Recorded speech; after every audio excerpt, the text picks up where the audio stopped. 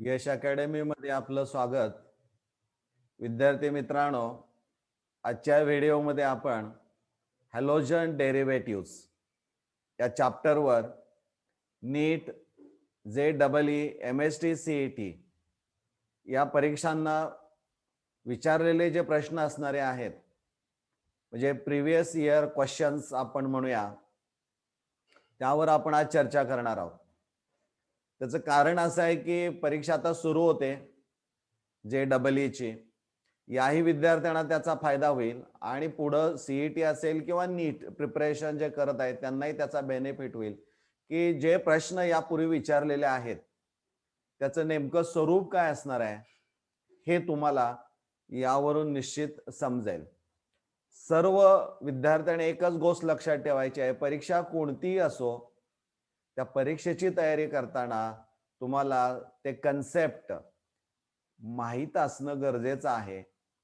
Basic गोष्टी ज्या असणार आहेत त्या ज्यांच्या क्लिअर आहेत त्यांना MCQ अवघड नाही आणि त्या दृष्टीनंच MCQ आज निवडलेले आहेत आणि त्याचा निश्चित तुम्हाला येणाऱ्या परीक्षेमध्ये फायदा होईल. आपण सुरू करतोय आता. क्वेश्चन जो दिलेला आहे पायामध्ये, तर tertiary alkyl halide is a practically inert to substitution by SN2 mechanism because of. म्हणजे what is the stem? Tertiary alkyl halide is a practically inert to substitution by SN2 mechanism because of असं त्यांनी म्हटलंय. म्हणजे tertiary alkyl halide जे आहे ते practically inert आहे. SN2 reaction mechanism जे घडतं ते कसं आहे तुम्हाला माहित आहे की पहिली गोष्ट अशी आहे की ते पोलर अप्रोटिक सॉल्व्हंट मध्ये ती रिएक्शन घडते आणि दुसरं जिथं there is a less steric hindrance. म्हणजे ह्या दोन गोष्टी प्रामुख्यानं विचारात घेणं गरजेचं आहे. म्हणजे पहिला हा पार्ट असणार आहे, त्यामध्ये असं होतं की अटॅक ऑफ न्यूक्लिओफाइल SN2 रिएक्शन जे असणार आहे ते बॅकसाइड अटॅक ऑफ न्यूक्लिओफाइल आणि मग लिव्हिंग ग्रुप निघून जातो. म्हणजे SN2 रिएक्शन मेकॅनिझमचा ज्यावेळी विचार करता त्यावेळेस तुम्हाला ट्रान्झिशन स्टेट तयार होते हे माहीत असणं अपेक्षित असणार आहे. No doubt it is a one step reaction but it proceeds or takes place via transition state. So now we'll see the options which are given for this term are insolubility, instability, inductive effect. These are these three are not the reason why tertiary alkyl is practically inert to substitution by SN2 reaction mechanism.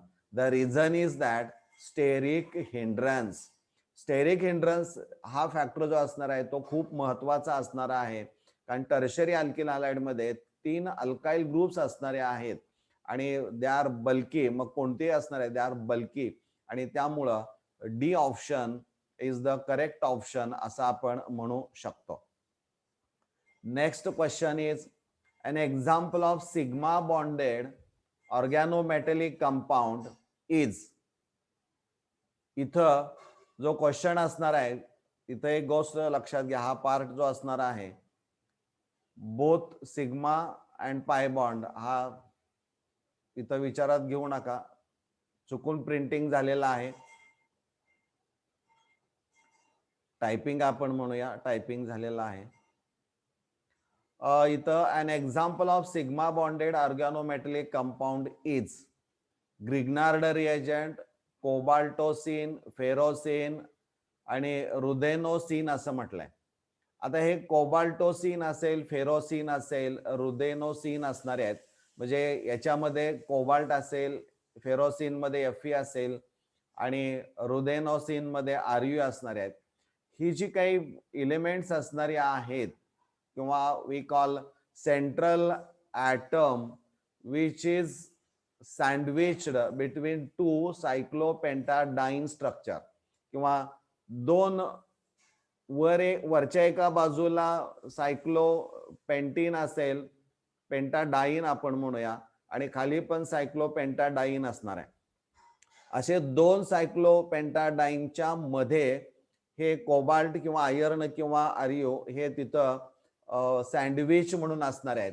This is the one reason. And second reason is that all these three, cobaltocene, ferrocene, rudenosine, contain both sigma and pi bond.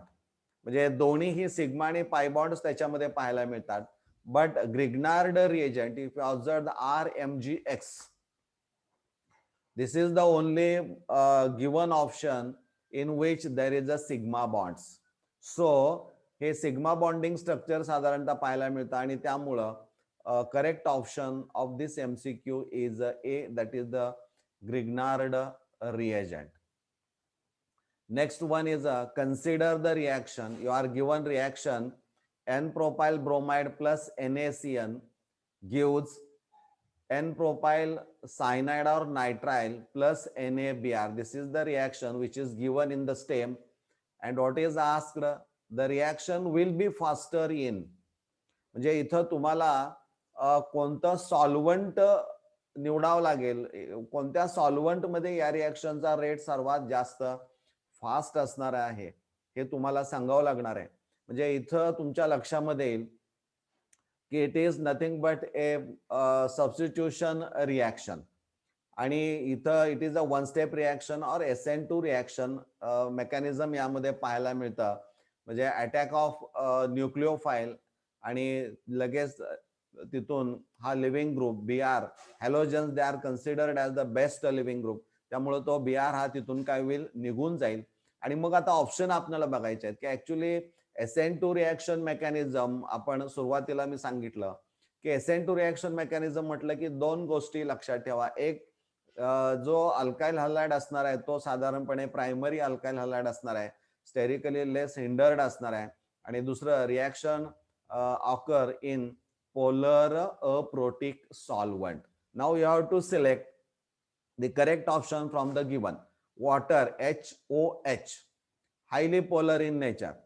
Methanol CH3OH, again OH bond, it is a polar in nature, so there is a formation of, म्हणजे water is a polar protic solvent. You know, at least you should know the types of solvents. One is a polar protic solvent and second is a polar aprotic solvents.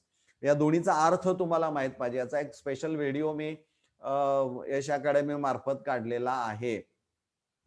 Methanol OH bond आहे, त्यामुळे इथं hydrogen bonding हे strong होऊ शकतं. Ethanol CH3CH2OH, पुन्हा OH bond आहे, आणि त्यामुळं water, methanol, ethanol, these are the polar protic solvent.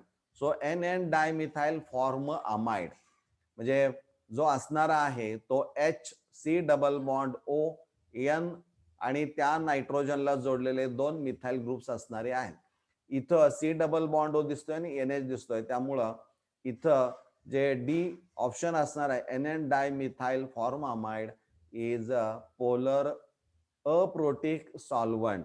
आणि त्यामुळं इथं या ही रिएक्शन जर तुम्हाला फास्ट घडवायची असेल तर NN डायमिथाइल फॉर्मामाइड मध्ये ती फास्ट रिएक्शन घडताना पाहायला मिळते. Next one is which of the following can be used as the halide component for Friedel-Crafts reaction. Friedel-Crafts reaction तुम्हाला माहित आहे, बेन्झीन असेल, आपण बेन्झीन घेतला तर there are two types of reaction. One is alkylation and second is acylation. म्हणजे अशा दोन प्रकारच्या रिएक्शन्स ह्या तुम्हाला पाहायला मिळतात.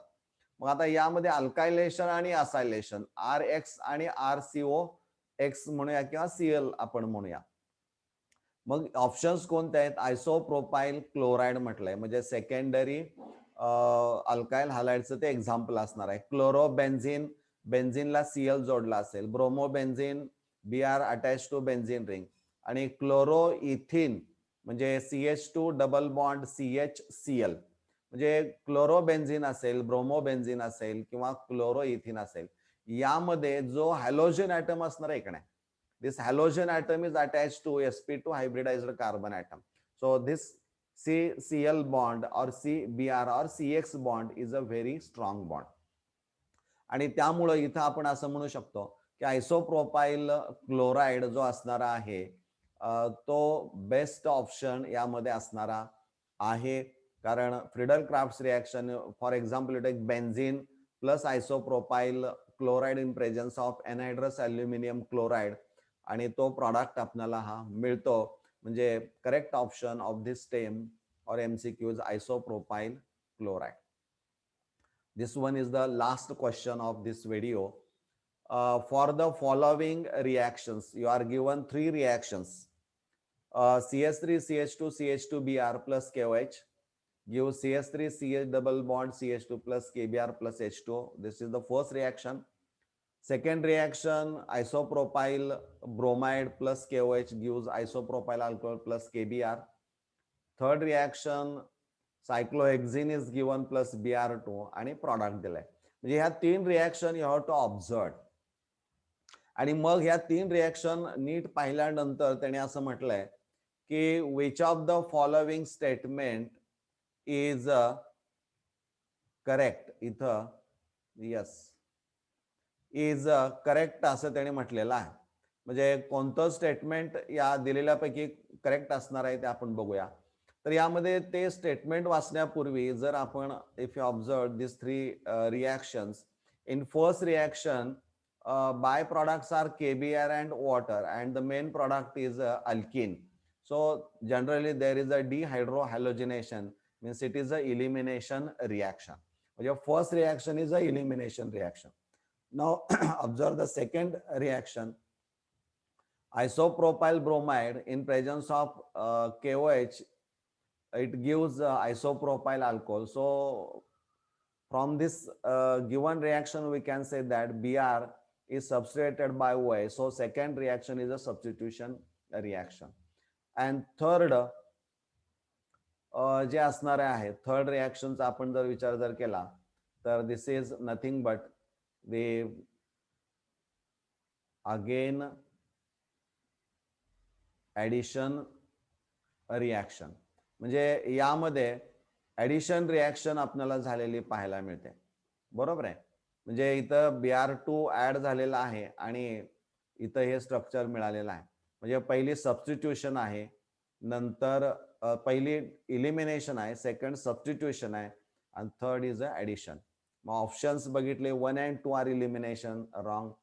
1 is elimination, second is substitution आणि third is a addition reaction असणारी आहे. म्हणजे या पद्धतीनं you have to select the correct option from the given options. म्हणजे बेस्ट चॉईस कोणता आहे हे निवडणं अपेक्षित असणार आहे.